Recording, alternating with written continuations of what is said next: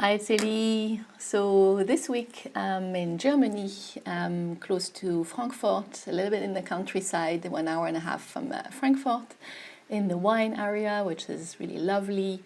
And still wanted to reach out to you and do this video for you. And especially wanted to talk about one topic. I went this weekend to an event where there was a lot of inspirational speaker, and one of them was Elizabeth Gilbert.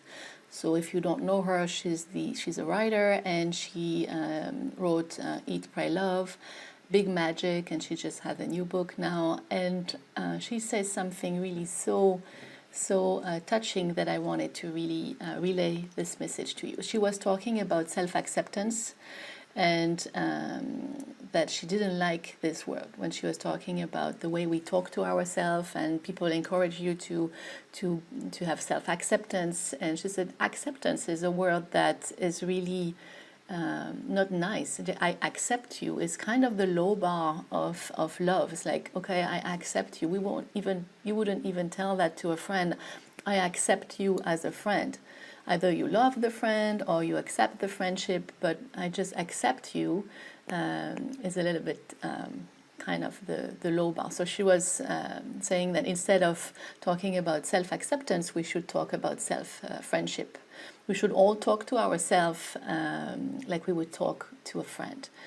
And I know a lot of you also have this self-critic that is going on in their head that it's like, I've been there, so I know how it is. I'm recovering. I'm a recoverer from the very high self-critic. But this voice that is like kind of a terrorist. It's like you should do better. This is not good enough, and always trying to think that you have to do a certain thing better, and beating yourself up if you don't manage to do it.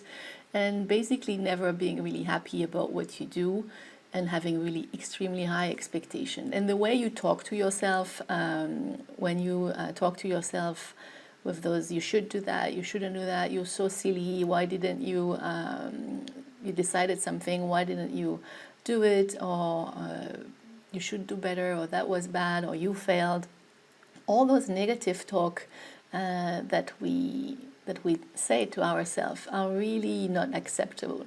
You wouldn't say that to any friend, you wouldn't say that to any human being, because it's really not kind. So I would like to invite you to really talk to yourself with kindness and compassion, and talk to yourself the way you would talk to a friend. You wouldn't say that to a friend, so just rephrase the thing that you are thinking in your head, because there's too many people that are just beating themselves up and have this constant self-critic that is just always there. And I know it's a very silent suffering, but it is a suffering. And if you can connect to that, I really feel for you, because I know how painful that can be. I've been there. I'm recovering from that. I know how to deal with it now, and I have very much compassion and friendship for myself, and I'm being really nicer now to myself. I don't do perfect things, and I accept that sometimes it's not perfect, but it's just me, and this is who I am.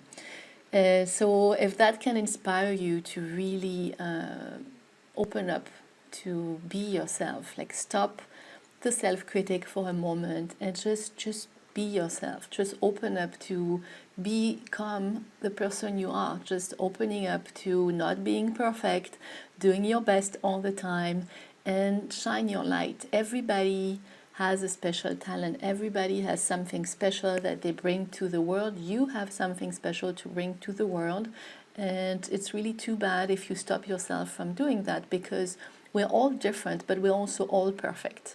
In case nobody told you today, I love you, I believe that you are perfect. You need to shine your light, the talent that you have, and let it out, because we need people to be different. We don't want to be all the same kind. We don't want to be surrounded by exactly the same prototype of people. We need people that can bring different things. And you have a talent, you have something special, I have something special, everybody has something special. And if it's only your self-critic that is stopping you from being yourself, this is really painful, this is really too bad. And I think you can also know if you're not really yourself, you will feel that something is missing. So perhaps you have everything to be happy, you have a good job, a good family, good health, maybe a good partner, and everything is supposed to be good in your life, but you're not happy. You're feeling that something is missing and you don't know what it is that is missing in your life. If I have everything I want, why am I not happy? And what is missing is you. What is missing is you, is the real you, is the one that you're holding back. I can tell you because I've been there.